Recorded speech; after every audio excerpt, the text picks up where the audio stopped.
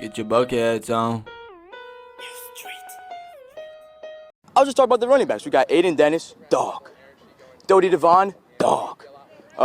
Sir Hale, dog. He scored 5 touchdowns against Southside. RJ Hogue, dog. Sam Kale, I didn't even know he played running back, but he's a dog. Evan Linker, man. He's a linebacker in my eyes, but I guess he can run the ball. And we're Dog. back. No Cap Sports. We got myself and Kai getting back after it after a good, interesting week 1 for NFL football. Tons So of surprises. yeah, so Kai, you kind of broke up a little bit right there. Could you just go over what we're gonna talk about for today? This is my favorite. I'm all about this. So we're gonna go over our top dogs for the week. All right. We're talking. It could be. We'll see. I think Ant's gonna go a little bit more mainstream. Guys that actually performed. I kind of got a theme to my dogs, but we're looking for those guys that balled out. Maybe they were doubted, but they're out here and they're ready to tear up the season. So kind of shaky on some sides, but we might throw in a little, what would you call it? The surprise of the week towards the end. Yeah. So format-wise, and if you agree with this, I think that maybe we go with dogs of the week, position by position, going back and forth. Yep. I say quarterback, you say quarterback, I say running back, you say running back, and et cetera, et cetera. Sounds good. So, anyways, just looking at the first week, I just want to say that I am the only one that has a positive record on primetime. So I just want to put that out there. But also, we all took that L because of the Broncos. Oh yeah, that's right. I was was like, no, tough. I'm pretty sure I'm 2-1, but yeah, the Broncos did lose. Yeah, I was shocked actually about the Broncos game, but I just want to throw that out there, just to let everyone know that I'm 2-1 and you guys are both 1-2. Shout out Bryson. So, anyways, Kai, starting with quarterbacks. I'll go first because I feel like mine's gonna be more basic, and then you could say yours. For me, I just went with Patrick Mahomes, and I just because what he threw, I believe 5 touchdowns. Is that correct? Yeah.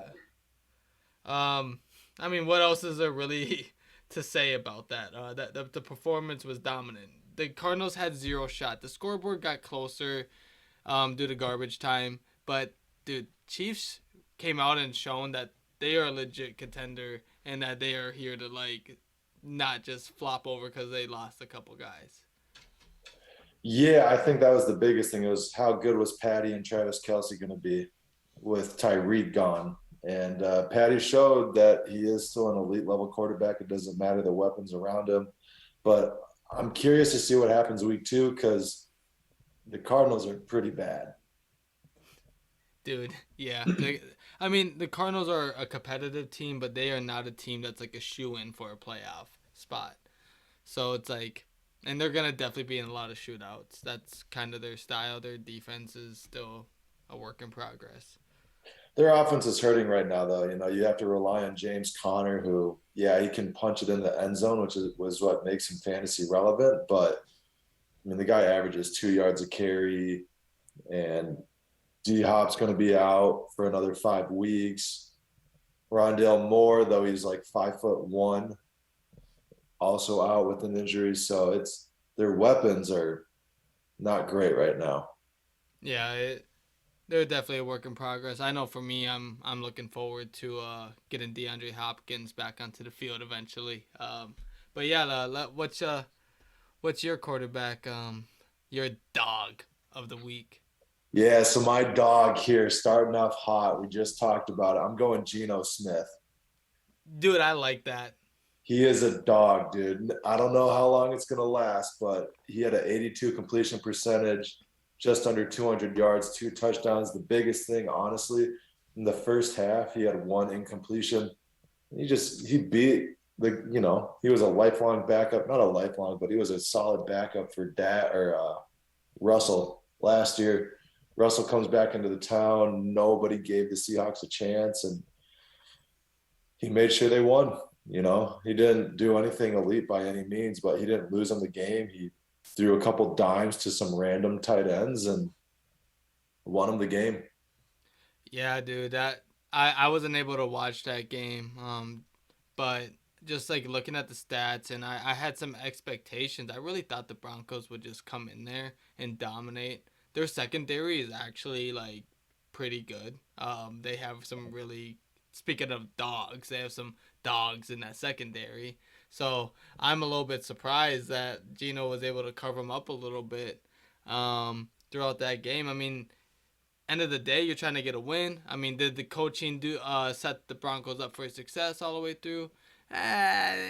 Nathaniel Hackett got some learning opportunities, but uh, overall, I thought the Broncos, like even with the coaching errors or whatever you want to put in there, I thought they would like honestly win by at least 20. They probably should have, if we're both being honest here. They probably should have. You know, they're the first team since like 1989 to fumble at the 1 yard line twice in a game and lose it. So and it was Melvin Gordon and Javante. They each had a turn. So Yeah, that was tough. yeah. And I probably should have took that trade from Bryson that he probably offered everyone for Geno Smith. But hey, sometimes you live and you learn. I was not a believer. I thought that like Geno was just like some placeholder and they had some other plan. But it looks like they probably will rock with him unless he gets hurt or something. But it looks like it's his job to really lose at this point. I mean, he's competing with Drew Lock. Yeah, dude, he could just dance on the sideline to dope music. Yeah. Like he likes to do. So let's just keep it going with Dogs of the Week. Running back, for me, I have to give a lot of love and respect to this guy because he's had to overcome some injuries. He's been shit on.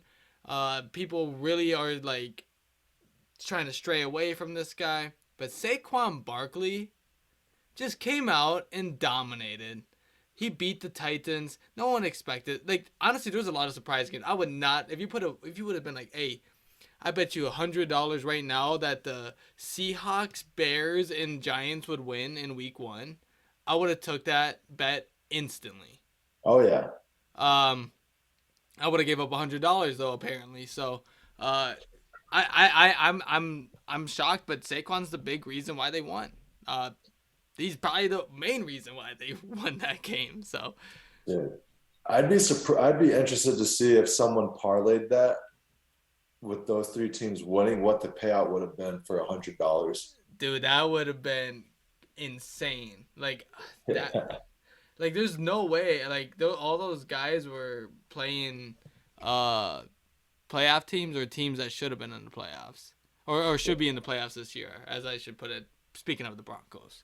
But, yeah, I mean, the Titans and Niners, I really thought that they would come in and just dominate. I get there was some weather complications and whatnot. But, yeah, Saquon, top running back of the week, was a dog. That actually was my dog of the week. Not for running back, not going to lie. He deserves it. He deserves the flowers. I'm happy for the guy. I hope he stays healthy this year. He really deserves the credit that he's getting right now. Yeah, I love it. I mean, and Saquon was one of my favorite players over the past, his first 2 years. And I was kind of a believer, but these running backs like Christian McCaffrey and Saquon are scary. 2 injuries. Sorry, I can't think with your Hakuna Matata mug. I just realized too, I was drinking this like this. I'm like, why am I drinking my coffee without the handle? I'm like, dude, well, it was funny because you were drinking it like this, and I didn't really think of anything of it. I'm just like, all right. But then it's like you rotated it to like show off, and I'm like, all right, dude. I'm gonna shout out your Hakuna Matata. I appreciate that. Yeah, merch coming out soon. Lion King No Cap Sports Edition. No, I'm just playing. Yeah, but after we got distracted about the coffee situation, which I don't know why I'm drinking that at this time, I feel like that's a good segue into going into the wide receivers. I'm gonna list 2 here, and the only reason why is because one's obvious. You look at the hat that I'm wearing. I'm glad you're gonna say it because I wasn't planning on it, but I really wanted to. I have to say it because is the player I was most excited to see. It's Justin Jefferson. That's a Oh, dog. That's a dog. Like he made Jair Alexander look stupid. I get it. Packer fans are he wasn't guarding him the whole time. Whatever excuses they want to say. There was reps where Jair was guarding him, and there is footage of him being turned into burnt toast. So right. you can say whatever you want. End of the day, Justin Jefferson is the Packers' daddy, and it probably will stay that way for a long time. And he is an absolute dog in all meaning of the word. So Yeah, it's the one thing I'll say about that, because I mean the actions speak for itself, but it is nice as a Vikings fan to finally watch the Packers versus Vikings matchup and not see Devontae Adams go for 4 touchdowns and 200 yards. Get half of his season stats against the Vikings. It's so relieving to just have it switched where we have the wide receiver now where you're watching the screen and it's like you should probably guard him. Crazy yeah. statement, but you might want to put a guy on him. Dude, there was linebackers at him at some points of the game just because how much he gets shifted around and the defensive assignments get jacked up. It was crazy to watch. But moving forward, speaking of top corners getting burnt, Stephon Diggs was my other dog. I was thinking about him too. I wanted to bring him up and give him some love too because he really not like there was that viral video of him talking shit to the fans on the sideline and you can see the dog in him. But dude, he came out starting the week 1 off with a freaking bang against Jalen Ramsey. He really just dominated that matchup. It wasn't even close. I think they had a perfect passer rating against him. Diggs was unstoppable. His route running looks as crisp and as clean as ever. Dude is phenomenal. And in my opinion, I wouldn't be surprised if it ends up being Justin Jefferson and Stephon Diggs number 1 and 2 this year in a lot of statistical categories for the wide receiver position, including fantasy rankings. They both are just true dogs. And I know I'm biased because I'm a Vikings fan, but hey, dude, those guys are they're legit. I was thinking about that too, honestly. I mean, the thing that when I was like, okay, Stephon Diggs is a dog, like that was some dog play and that was a dog move, was the possession before, and there might have been a possession in between, but the possession before, Josh Allen stepped up into the pocket on the goal line and just for no reason, just threw an absolute rocket to a Stephon Diggs that was like 3 yards away from him in the back of the end zone. And Diggs looked at Ramsey, Ramsey's jawing off, and Diggs is like, it's right there.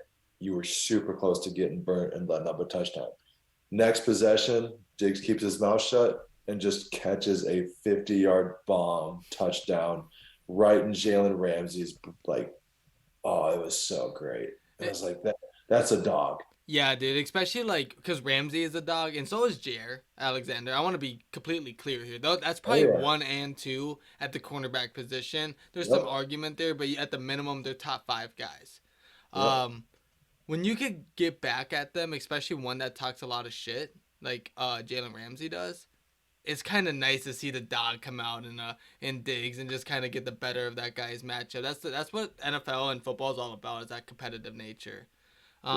But I feel like I talked on these guys a little too long, Kai. Tell me your dog of the week. So my dog, going with the theme of kind of almost surprises, but just going through a ton of adversity over the last year or two off season. My dog for wide receiver is Michael Thomas.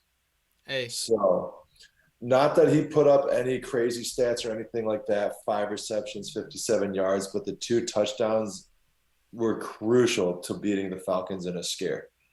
You know, and everything he's been through, he was, man, I tried to trade him over the past 2 years in some leagues and I couldn't get a second for him. So for him to come out, show out, get those 2 tutties in the end zone, I'm going to give – that's a dog. You know, he went through everything. Organization not believing in him, whole community and fan base not believing in him, dynasty and fantasy community not believing in him, not playing at all pretty much over the past 2 years, come out, do this week one, help your team win with the new head coach, that's a dog. 110%, dude. That's a straight dog. Um, I'll be honest. I definitely was not a believer in him. I have always had some, you know, a little bit of a grudge towards him ever since that divisional game or the Minneapolis Miracle, just because how much Kamara and him were just talking and chirping after taking an L, and then they take another L in 2019, yada yada. But that's more personal Viking Saints rivalry kind of BS that's always kind of been piling up over the last decade plus. Yeah, dude. He surprised me. By no means am I a fan of Michael Thomas. I just want to make that clear. Yeah, But no, but I gotta give credit where credit's due. I did not foresee him being effective at all. Let alone be the top 5 receiver of the week. I would not have put a jelly bean on that. But he has the talent. I mean, he's slant god, but he's definitely better than what he's been advertised as the last couple of years. I mean, he's just been a ghost in the NFL, like just someone that was at the top and it just kind of disappeared due to injuries for a little while, and hopefully he's able to come back strong for his sake. I mean, I don't ever wish like ill will on anyone. I mean, I mean, so I hope he comes back and has a good year. I don't have any stock in him in fantasy, but he proved me wrong. He was a dog. I traded him for Alan Lazard in my high dollar league, and not too, or not Alan Lazard, Allen Robinson, actually, even worse right now. So, yeah, it is what it is. Damn. Well, I'll move on to tight end. Mine's pretty boring, pretty straightforward. Travis Kelce. Patrick Mahomes, Travis Kelce. Rinse and repeat every year. Like, you know what I mean? It's the same thing that's going to keep going on. Pat Mahomes is always going to be a top quarterback if he's healthy for the most part in fantasy, and Travis Kelce will do the same. It's a good combo. It's a great pairing. And for fantasy purposes, I think Kelsey's probably the most consistent at that position. As well as you just know he's always going to be like top 10 minimum in like receptions as long as he's healthy with Patrick Mahomes. Yeah, he's such an anomaly. Like, you're expecting him to fall off because he's like 33, 34 now. He just doesn't. He's just elite. He's a dog. Yeah, dog. Yeah, he's a dog. Like, some might say he's a dog. Yeah.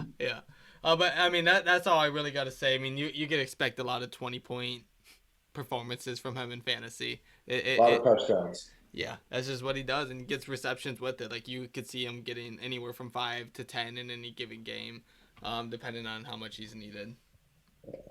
So for me, my tight end, and I hate to do this as a Vikings fan because, like you said, the Saints rivalry, but my dog at tight end is Taysom Hill. I like it. 1 reception, 2 yards. Dog.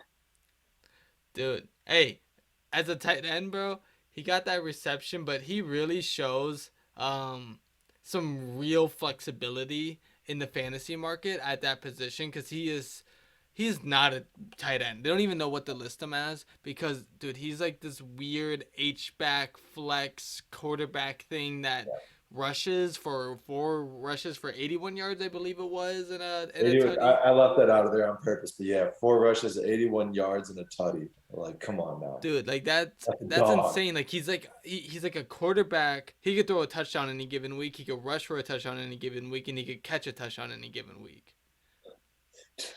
Taysom Hill, I didn't even know he played running back, but he's a dog. Yeah, I don't know. There's nothing else I can really say. I'm trying to pick him up in a couple of weeks. In a couple of leagues. Like tonight, I might figure out if I'm going to get him, and I'm going to be pretty excited. I'm probably spending more money in some leagues than I should on the dude, but hey, I like the tight end is very annoying. Like, we were talking off camera, but I said this multiple times, but I had 3 leagues where I had my tight end get 0 points. I still won in all those leagues somehow, some way. But it's not cool. I want to at least, like, dude, at least give me 5. Like, at the minimum, dude, give me something. 0 is just unacceptable. But that's why, like, a guy like Taysom Hill could kind of give you a little bit of an X factor. Like, he's a real X factor. He can legitimately just score a touchdown out of nowhere and make some big play because has big play potential. And not And a he lot can of score tight a ends. touchdown in 3 different ways.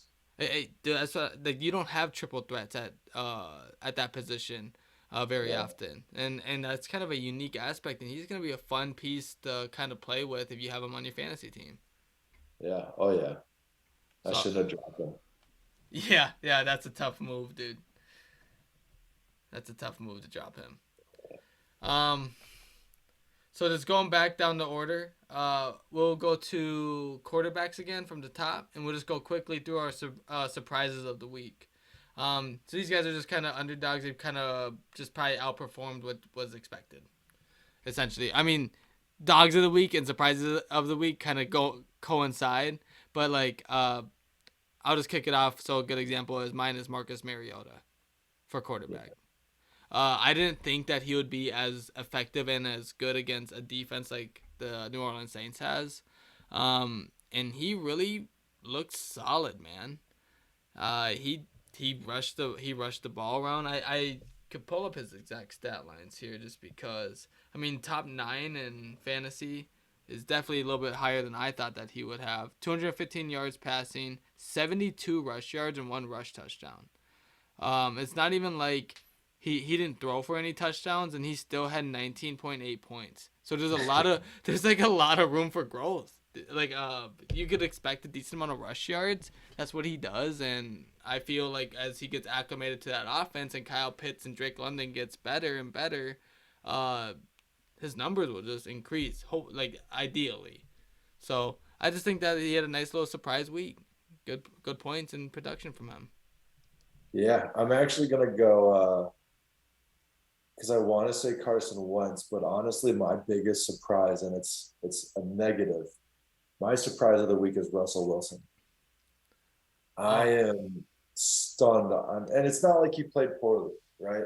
Like he did everything he could to put his team in a position to win. Right, 69% completion percentage, threw for only 1 touchdown, but I was that whole game was just surprising to me. The fact that Javonte Williams got a ton of catches, but you know, I Russell underperformed. He couldn't deliver. yeah, that game in general was surprising. So I could back you on that. Like, fantasy wise, I really expected he could get like around 25 points easy. At least more than 1 touchdown. Oh yeah, I took the over on 1.5. So, thanks Russ. I'm gonna let you know what "let's ride" really means in a second. I'm just playing. Uh, relax. Um, So, moving on, I think I took a glass half full kind of approach when I was taking these surprises. I kind of like that you were going with also like a negative kind of side because I when you said that I was like, oh shit, is he gonna say Trey Lance? But also I was a little bit shocked about Trey Lance. But that's a side note. I'll just move on. Running back, I had a Hilliard for the Tennessee Titans. I did not foresee him being that effective week 1. He outperformed Derrick Henry. Um, Yeah, it was just a little shocking to me. I didn't see that. I would never have guessed it. did.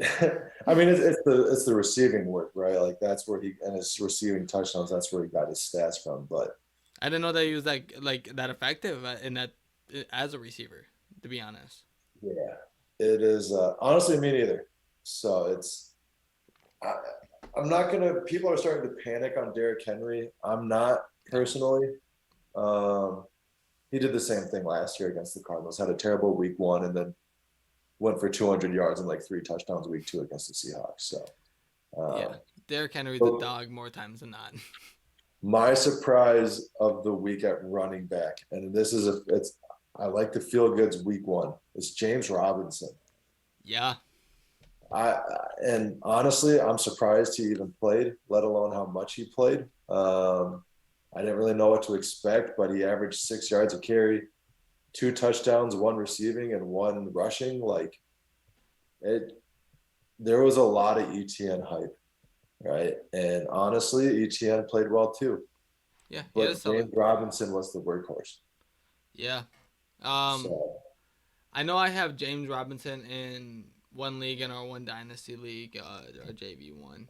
Uh, I didn't play him, so obviously I didn't have high hopes for him. I just didn't know how they would acclimate him into that offense. I didn't know if they would just like jump ship and try to go to Travis Etienne as like the majority back. But it looks like they're gonna kind of go with a lot of approaches that a lot of teams do, like the Browns do with like Nick Chubb and Kareem Hunt in some sense, even though Kareem Hunt isn't strictly like a receiving back, kind of like Travis Etienne is. Right. But James Robinson is a dog too. Like this putting that out there as well. He's always performed whenever he's been given the opportunity to. It's kind of weird that he gets like this weird like vibe from the Jaguars, like you're not the guy, but every single time they give him the opportunity to be the guy, he He is. shows out. Yeah, he's him. That's him. That's a dog. Yeah, that's a for real dog. So I like that pick, dude. I'm probably gonna have to try to figure out a way to get him in my lineup this week in JV. I haven't even looked at JB, dude. Dude, I know. There's those progressions, man. It's waiver wires, set up lineup, see who the heck is out, and then you get depressed on Sundays. Yeah. Um. All right, so you did your Shooter, running who'd back. be surprised. So now we're doing wide receiver. I don't mind. Mine is Robbie Anderson. I like that. Now, okay, if you watch the game, right, his stats are a lot better than how he actually played. All of his fantasy points came from his one catch for 75-yard touchdown. However, he led the team in targets, and I mean, he still put up 100 yards and a touchdown on 5 receptions, 8 targets. So that was my biggest surprise, honestly, because he could not catch a ball last year. No one knew what to expect from that Panthers offense. Even the locals out here in Charlotte didn't know what to expect. They still found a way to lose to the Brownies, and but Robbie Anderson balled out. It kind of looks like how he did his last year in New York. Hey, so for me, I like the Robbie Anderson because I didn't know what to expect anything from like Carolina. I just knew CMC would get solid numbers. He did 15 fantasy points around there. That's not bad. It's kind of like what he normally would average around. It's like 15, and he has the potential to get like 30. So, yeah, dude, Robbie is a big play potential kind of guy, kind of like how Mike Williams is for the Chargers. Some weeks he's gonna get you single digits, other weeks he's gonna get you like 20 plus. So, he's kind of one of those fun players in a matchup based kind of way, where we kind of roll the dice on and hope that he actually hits. So I like that pick. For me, I'm gonna go kind of with the glass half empty approach here and bring it back to Thursday Night Football. And speaking of the guy that you mentioned earlier, yeah, Allen Robinson. I did not think he'd be that like non-factor in that game, that much of a non-factor. Whoever that what is that one dude's name? The Skowroski or whatever for the Rams. Yeah, me Cooper Cup. Yeah, the clone of Cooper Cup or whatever the hell he's supposed to be. Yeah. I don't know who that is, but I just saw him getting a bunch of targets, so that was a little bit interesting. But yeah, dude, I thought Allen Robinson would be really good. To be honest, in that Rams. I think he still will. I just, he came in kind of late. I think he just needs to learn the playbook, get some chemistry with Stafford. I think he'll be all right. Yeah, it looked like Stafford wasn't like all the way, I don't know, acclimated to being ready. I think there might be something wrong with it. Like that elbow thing might be more serious than what is being advertised, or he's just kind of trying to be that tough, like act as like that tough guy. He is tough, but he's just trying to like, do what he always done. Play through at that age, you can only push through for so long. Yeah. So especially when it's your throwing on. Yeah, I wouldn't give up on Allen Robinson or anything. Obviously his stock is as low as it goes, so I've no point of trading him. And then going to tight end. Speaking of a guy that I think will get more targets and get better as the year goes on, I could mention the 3 tight ends that got me 0 points, but I'm going to go with a glass half full approach. O.J. Howard. He only had two touchdowns and 2 receptions, but the fact that they have plays installed for him to be probably the hot route on a red zone target is enough for me from a fantasy perspective to be like, oh, you know what? He's new to the offense and he's already has plays installed for him specifically to score. That's a good sign. And now as he gets acclimated to that offense, he's only going to get more and more opportunities to get receptions throughout the game. Not just in the red zone, which, shit, if I could just get touchdowns from my tight end, I'm happy. But, yeah, dude, I think O.J. Howard could be like a nice little surprise this year and he could even end up top 10. He's talented enough in the tight end market. There's not like there's a ton of tight ends to compete against, but he could end up being like a top 10 fantasy tight end this year. Yeah, especially in that offense, they need targets, you know.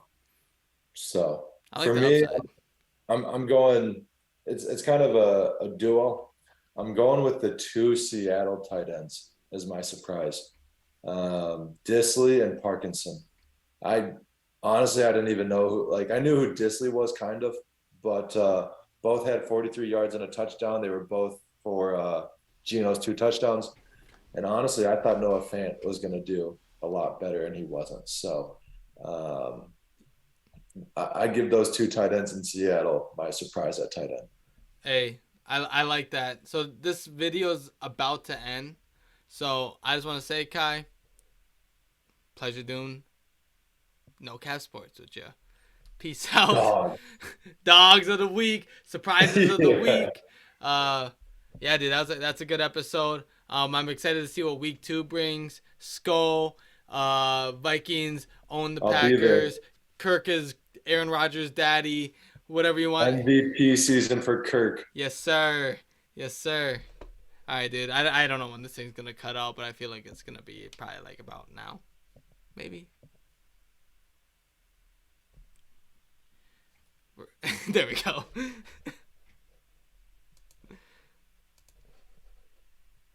I'll just talk about the running backs. We got Aiden Dennis, dog. Dodie Devon, dog. Sir Hale, dog. He scored 5 touchdowns against Southside. R.J. Hogue, dog. Sam Cale, I didn't even know he played running back, but he's a dog. Evan Linker, man, he's a linebacker in my eyes, but I guess he can run the ball, dog. And then Quentin Roach, he plays baseball, but he gets after it. All SAC first team baseball player right there, and now he's out here playing football. You know, how about that? He's a dog. Quentin Roach is a dog, absolutely.